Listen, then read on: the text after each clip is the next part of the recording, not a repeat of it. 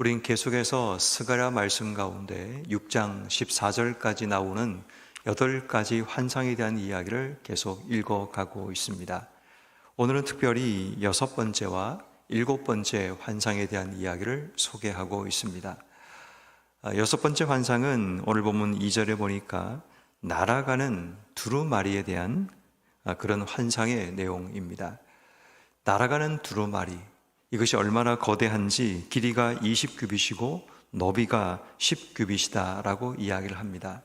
규빗은 손가락 끝에서 팔꿈치까지 한 45cm 정도 되는 그런 길이를 대는 단위가 됩니다. 그러면 이 45cm 그리고 20규빗이라면 거의 9m 정도가 되는 엄청나게 큰 그런 두루마리가 하늘을 날아다니는 겁니다. 이 말은 모든 사람이 볼 수 있도록 이 두루마리가 날아다니게 되는데, 이 두루마리에 어떤 내용이 담겨 있는가를 보니까 3절 말씀에 온 땅 위에 내리는 저주, 이 저주가 그 속에 기록되어 있다는 겁니다. 다시 말해 이 말씀의 배경은 어떤 것이냐면, 포로에서 귀환한 이스라엘 백성들의 삶이 여전히 이전과 같은 죄악 가운데 살아가고 있는 그들의 모습이 드러나게 됩니다. 그래서 하나님께서 스가랴를 통해서 날아가는 두루마리 이 환상을 통해 백성들의 죄를 고발하시는 그런 내용을 소개하는 겁니다. 돌아온 지 20년도 채 되지 않는 그런 상황 가운데 여전히 그들의 모습이 이전과 같은 죄악 가운데 살아가고 있는 그 안타까움이 그들의 삶에 드러나게 되자 하나님께서 날아다니는 이 두루마리를 통해 그들에게 경고하고 있음을 보게 됩니다. 특별히 3절에 보니까 도둑질하는 자는 이쪽 글대로 끊어지고 맹세하는 자는 저쪽 글대로 끊어지리라 라고 이야기합니다. 도둑질을 한다는 것은 10계명 가운데 8계명입니다. 도둑질을 하지 말라는 말씀입니다. 맹세한다라는 말은 10계명 가운데 제3계명을 일컫는다라고 얘기합니다. 제3계명은 내 하나님 여호와 이름을 망령되이 일컫지 말라는 그런 말씀이기도 합니다.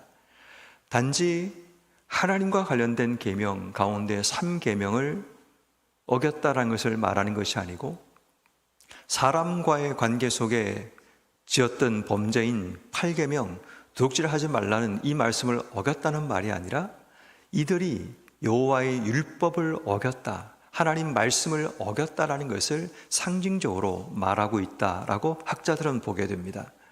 다시 말해 이스라엘 백성들은 포로 귀환 이후에도 여전히 하나님 말씀과 상관없이 그들의 삶을 살고 있는 그들의 죄를 오늘 이 환상을 통해 하나님께서 고발하고 계시는 겁니다. 그리고 이제 6절 이하, 5절 이하의 말씀에 보면 또 하나의 환상을 소개하는데 7번째 환상입니다. 눈을 들어 나오는 이것이 무엇인가 보라 라는 말씀을 통해 보게 되면 6절에 에바가 나오고 7절에 보니까 에바 가운데 앉아있는 한 여인을 보게 됩니다. 그래서 7번째 환상을 에바 가운데 앉아있는 여인 환상이라고 이야기를 합니다. 자, 그런데 이 에바가 무엇인가 하면 곡식을 재는 측량 단위가 에바입니다. 하나님의 저울 위에 한 여인이 앉아있다라고 보시면 됩니다. 그런데 그 위에 둥근 납조각이 들리더라라는 이 말은 하나님의 측량 단위인 에바 위에 앉아있는 이 여인을 마치 빠져나가지 못하도록 납이라는 뚜껑을 그 위에 덮는 이런 모습을 우리에게 연상시키고 있음을 보게 됩니다. 자, 그런데 이 에바가 앉아있는 이 여인의 모습을 8절에 보니까 이는 악이라고 소개하고 있습니다.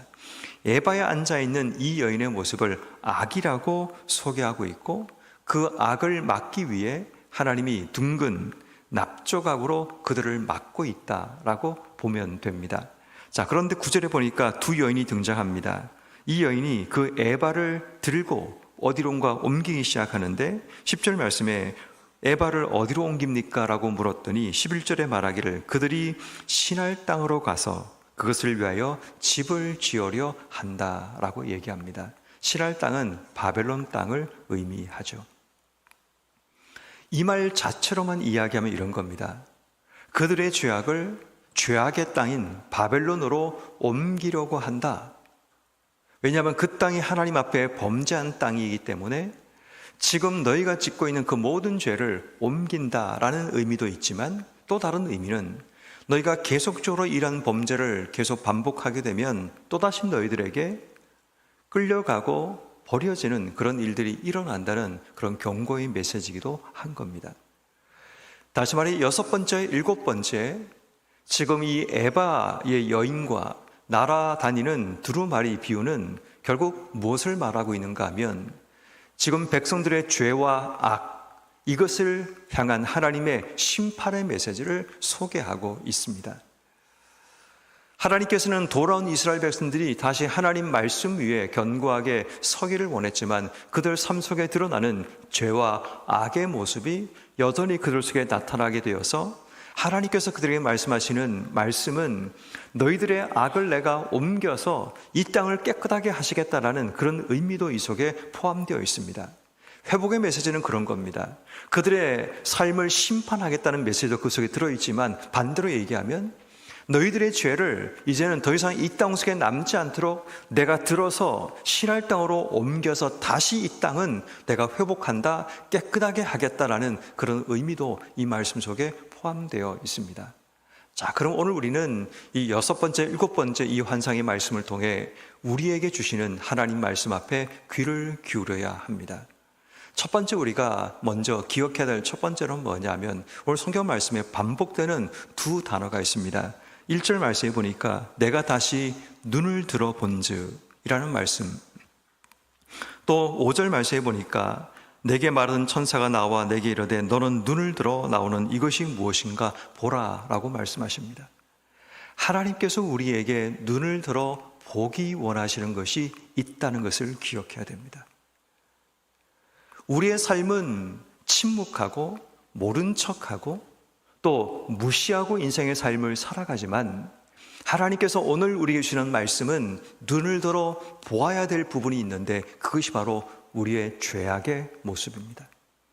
하나님 말씀에 비추어 보아서 우리 속에 드러나고 있는 죄와 악의 모습을 하나님께서는 눈을 들어 살펴보기를 원하신다라는 겁니다. 근데 우리는 스스로가 우리의 삶을 합리화하며 살아갑니다. 내 속에 죄와 악이 드러나지만 우리는 죄와 악에 관심이 없이 그냥 내가 원하는 삶, 철저하게 내게 유리한 쪽으로 합리화시키며 인생의 삶을 살아가게 됩니다. 그러다 보니까 죄를 짓고 인생의 삶을 살아가지만 그 죄가 우리에게 문제가 되지 아니하고 죄와 함께 거하는 삶을 선택하게 됩니다. 그래서 하나님께서 우리에게 말씀하시기를 눈을 들어 보라는 겁니다. 우리의 죄가 어떤 모습으로 나타나고 있는지, 또 우리의 죄가 어떻게 이 땅 속에 드러나고 있는지, 우리의 삶을 마치 하나님의 율법 가운데 도둑질하지 말라는 말씀을 어기고 망령되 일컫지 말라는 이 말씀을 어기고 있는 우리의 삶의 모습은 없는가를 돌아보라고 우리에게 말씀하고 계시는 겁니다. 그러므로 오늘 우리가 이 새벽에 기도할 때 눈을 들어 우리의 삶을 돌아보는 귀한 지혜가 있기를 원합니다. 내가 방관하고 무시하고 지나갔던 우리의 삶에 사소해 보이고 작아 보이는 우리의 죄와 악의 모습을 돌아보며 하나님 앞에 나아가는 우리의 삶이 필요합니다. 두 번째는 오늘 성경이 우리에게 보여주는 것처럼 하나님 말씀 앞에 우리의 죄와 에바 앞에 우리의 죄를 볼 수 있는 지혜가 필요합니다. 말씀과 에바는 하나님의 측량 도구입니다.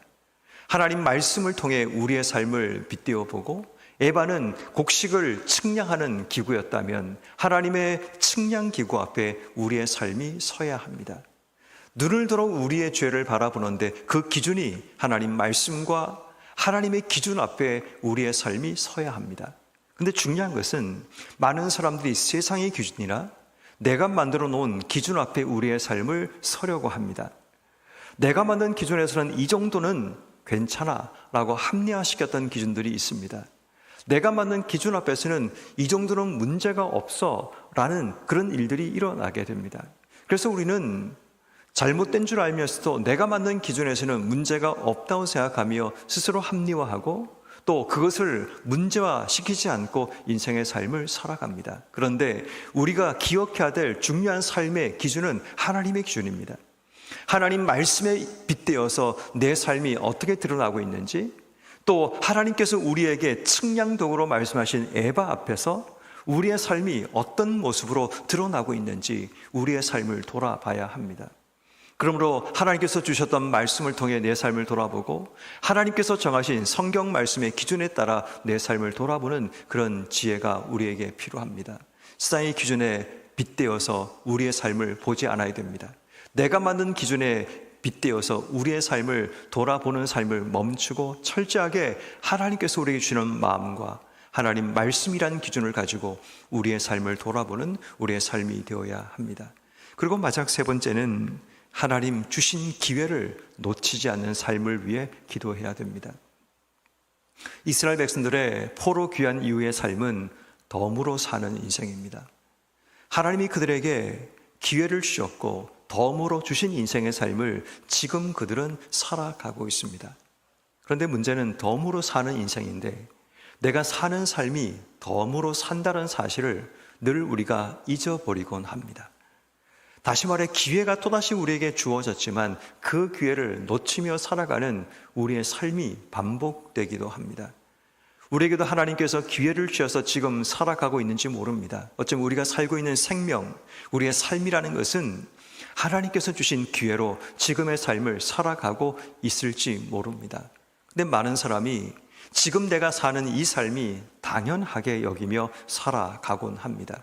우리가 부르는 찬양의 가사처럼 모든 것이 은혜, 당연한 것은 하나도 없다라는 이 찬양의 가사처럼 우리의 삶에 당연한 것이 없음에도 불구하고 우린 당연하게 마치 내가 처음부터 누렸던 것처럼 그렇게 생각하며 지금 삶을 살아가고 있다면 주신 기회를 놓치고 살아가는 겁니다. 어쩌면 이스라엘 백성들은 포로 귀환하여 하나님이 다시 척박하고 무너진 땅 위에 다시 시작하는 하나님의 은혜를 그들 속에 주셨고 하나님께서 만들어 가실 부흥의 주역으로 그들 삶을 이끌어 주셨지만 그들의 모습은 현실 가운데 불평하고 주신 하나님의 은혜 앞에 감사하지 못하고 살아가는 모습들을 보이고 있습니다. 혹 우리의 모습이 그렇지 않는가를 돌아봐야 됩니다.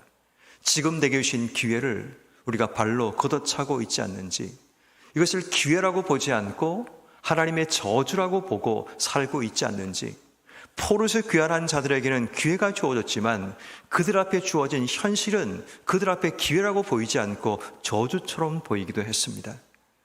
우리의 생각에 따라 그 똑같은 상황이 누군가에게는 저주처럼 보이고 누군가에게는 기회처럼 보일 수 있다는 겁니다. 흔히 많은 사람이 주식에 대한 이야기를 하면서 그런 얘기를 하는 것을 유튜브를 통해 본 적이 있습니다. 똑같이 주가가 떨어질 때 어떤 사람에게는 기회로 보는 사람이 있는가 하면 어떤 사람은 이렇게 떨어지니까 주식을 팔아야 된다고 생각하는 그런 사람들이 있다라는 겁니다. 근데 그때 판 사람들이 결국은 많은 손해를 입는다는 그런 이야기를 하면서 떨어질 때가 어떻게 보면 그들에게 기회라는 그런 이야기를 종종 듣곤 합니다. 여러분, 우리 인생도 마찬가지 아닙니까? 똑같은 상황 가운데 우리가 어떻게 바라보느냐가 우리의 삶의 기회가 되기도 하고 우리의 삶의 저주가 되기도 합니다. 하나님께서 우리에게 주신 삶은 기회입니다. 그러면 그 기회 가운데 하나님을 바라보고 기회를 붙드는 삶이 필요합니다.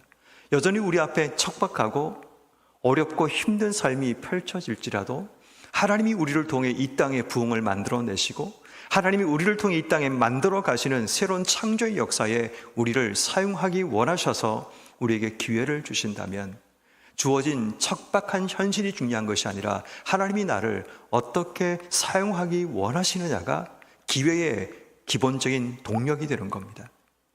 내 삶이 뭔가를 바꿔가는 것이 기회가 아니라 하나님이 나를 그 자리에 세우시고 쓰시는 것이 우리에게 기회라는 것을 기억한다면 우리는 척박하고 무너진 땅 가운데 하나님 주신 기회를 붙들고 그 기회를 통해서 하나님 원하시는 일들을 만들어내는 것이 오늘 우리가 살아가야 될 삶이 되는 겁니다. 그러므로 오늘 이 주신 말씀을 마음속에 기억하며 눈을 들어 우리가 바라보아야 될 것, 하나님의 측량 도구인 말씀과 에바 하나님 마음으로 우리의 삶을 돌아보며 더 나아가서 주신 기회를 놓치지 않고 기회를 붙드는 우리 모두의 삶이 되기를 주의 이름으로 축원합니다.